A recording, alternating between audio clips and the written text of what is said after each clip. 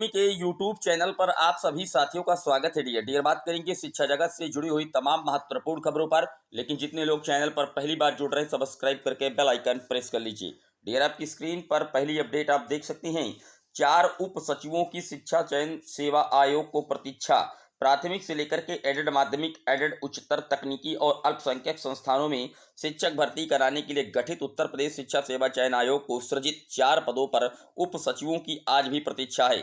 आयोग में सृजित पदों पर रुक रुक कर तैनाती किए जाने से कार्य पूरा गति से नहीं हो पा रहा है। निर्णय लेने के लिए आयोग तो तैयार हो गया है, लेकिन उसके अनुरूप काम को रफ्तार देने के लिए अभी उप सचिव नहीं तैनात किए गए हैं, जबकि आयोग का गठन हुए 6 माह से अधिक का समय बीत गया है। आपको बता दें डियर कि आयोग में जो पुरानी शिक्षक भर्तियां हैं जल्द कराने की तैयारी में जुट चुका है आयोग गठन के 6 महीने बाद भी नहीं की जा सकी है नियुक्ति सचिवों की। देखिए, पुरानी शिक्षक भर्ती कराने की तैयारी में भले आयोग जुट चुका है, लेकिन आपने देखा था कि कल आदेश किया गया कि अब जो भर्तियां हैं वो कुंभ के बाद होगी, नई भर्तियां। लेकिन पुरानी में अगर बात की जाए तो टीजीटी पीजीटी का एग्जाम और जूनियर असिस्टेंट का एग्जाम, जूनियर असिस्टेंट प्रोफेसर का एग्जाम निश्चित तौर पर आयोग कराने की फिराक में है, क्योंकि ये जो भर्तियां हैं ये काफ़ी पुरानी है। 2022 का विज्ञापन है और यहाँ पर लाखों अभ्यर्थी फॉर्म फिलअप किए हुए हैं जिनको अपनी एग्जाम का बेसब्री से इंतजार है। तो इसको लेकर के जो तैयारियां हैं वो अंदरूनी तौर पर काफ़ी तेजी के साथ आयोग के अंदर चल रही हैं। डियर बात कर लेते हैं अगली अपडेट की। अगली अपडेट आप देख सकते हैं, पीसीएस और आरओ एआरओ के साथ दूसरी परीक्षाएं भी बनी चुनौती। केंद्रों की कमी का असर आयोग की अन्य परीक्षाओं पर पड़ना तय।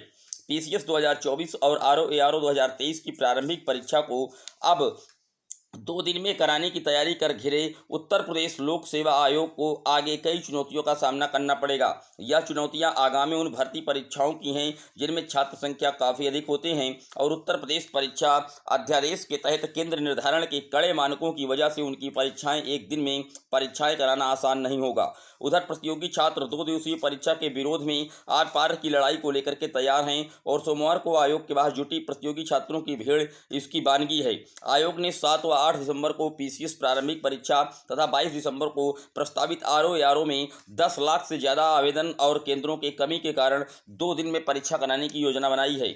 छात्र विरोध में है कि 2 दिन में परीक्षाएं कराने की स्थिति में नॉर्मलाइजेशन की प्रक्रिया आयोग अपनाएगा। तो देखने वाली बात यह होगी कि किस तरीके से अब इस चुनौती से आयोग निपट रहा है, क्योंकि छात्र चाहते हैं कि परीक्षाएं एक दिन में हों, अन्यथा जैसे ही 2 दिन में होती हैं, कई शिफ्टों में होती हैं, तो नॉर्मलाइजेशंस को लेकर के फिर जो गड़बड़ी की आशंकाएं हैं वो बढ़ जाती हैं। डियर बात कर लेते हैं अगली अपडेट की। अगली अपडेट, पीसीएस के अलावा अन्य परीक्षाओं में भी फंसेगा केंद्र निर्धारण का पेंच, क्योंकि केंद्र निर्धारण को लेकर के जिस तरीके से नकल अध्यादेश को लेकर के जो कहीं ना कहीं नकेल लगाई गई है माननीय मुख्यमंत्री योगी आदित्यनाथ जी के द्वारा उत्तर प्रदेश में, उसको लेकर के केंद्रों के निर्धारण में काफ़ी कठिनाइयाँ आ रही हैं। फिलहाल देखने वाली बात यह होगी कि किस तरीके से इन सारी चीज़ों से उभर पाती है आयोग, क्योंकि एलटी ग्रेड का एग्जाम, टीजीटी पीजीटी का एग्जाम, आरओ एआरओ का एग्जाम, पीसीएसपी का एग्जाम, कई आयोगों के मत्थे पर रखा हुआ है और सभी आयोगों को कहीं ना कहीं यही आदेश दिया गया है कि इस तरीके से केंद्र का निर्धारण करके आपको जो एग्जाम है वो कंडक्ट करवाना होगा। बात कर लेते हैं अगली अपडेट की। अगली अपडेट आप देख सकते हैं, नॉर्मलाइजेशन से दूसरी भर्तियां भी होंगी प्रभावित। उत्तर प्रदेश लोक सेवा आयोग की सम्मिलित राज्य प्रवर अधीनस्थ सेवा परीक्षा पीसीएस प्रारंभिक परीक्षा 2024 और आरओ एआरओ 2023 परीक्षा के 2 दिन पर नॉर्मलाइजेशन को लेकर के प्रतियोगी छात्र आशंकित हैं। हकीकत यह है कि एक दिन से अधिक परीक्षा खींचने पर दूसरी भर्तियों पर भी असर पड़ेगा।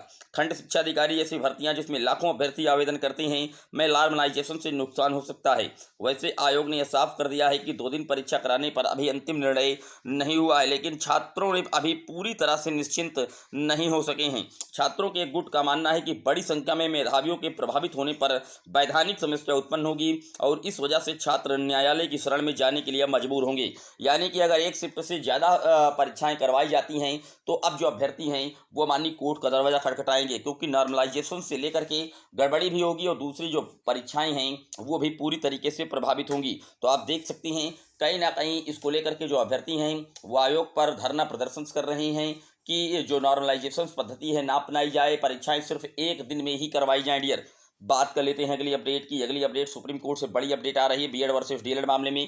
कल दिनांक 21 अक्टूबर 2024 को एक और ऑर्डर सुप्रीम कोर्ट से डीएलएड के फेवर में आया है। पंजाब में 6 मार्च 2020 को एक विज्ञप्ति निकली थी। हालांकि 24 जुलाई 2024 को सिंगल बेंच ने बीएड के पक्ष में फैसला सुनाया था, लेकिन डबल बेंच ने डीएलएड के पक्ष में फैसला सुनाया और सुप्रीम कोर्ट ने भी डीएलएड के पक्ष में फैसला 21 अक्टूबर 2024 को सुना दिया। साफ तौर पर सुप्रीम कोर्ट की एक ही वर्डिंग थी कि 11 अगस्त 2023 के बाद किसी भी बीएडधारी को नियुक्ति नहीं दी जा सकती, चाहे विज्ञापन कभी भी जारी हुआ हो। जिस तरीके से छत्तीसगढ़ का मैटर आपने देखा था कि विज्ञापन पहले का जारी हुआ था और भर्ती प्रक्रिया प्रोसीडिंग में थी, और जब फाइनल जजमेंट आया तो उसके बाद छत्तीसगढ़ में जो बीएड की चयनित थे उनको बाहर करने का आदेश माननीय सुप्रीम कोर्ट के द्वारा दिया गया। उसी तर्ज पर पंजाब में भी एक बड़ा मामला देखने को मिला है। हालांकि पंजाब में जो नियुक्ति किसी की नहीं हुई थी, लेकिन साफ तौर पर उन्होंने कह दिया कि 11 अगस्त 2023 के पहले और 11 अगस्त 2023 के बाद में किसी भी बीएडधारी की नियुक्ति नहीं हुई है, लेकिन 11 अगस्त 2023 के बाद किसी की नियुक्ति नहीं की जा सकती है। आपने देखा था इसके अलावा दिल्ली में जब DSSS की वैकेंसी के लिए गजट जारी किया गया तो वहां पर भी पूरी तरीके से अब पीआरटी लेवल से बीएड को कहीं ना कहीं बाहर का रास्ता दिखाया गया है। उम्मीद करता हूं कि शिक्षा जगत से जुड़ा हुआ ये दैनिक वीडियो आपको पसंद आया होगा। पहली बार आए सब्सक्राइब कर लीजिएगा, वीडियो को दोस्तों के साथ जरूर शेयर कीजिएगा। फिर मिलेंगे आपसे जल्द ही एक और अपडेट में, तब तक के लिए जय हिंद जय भारत।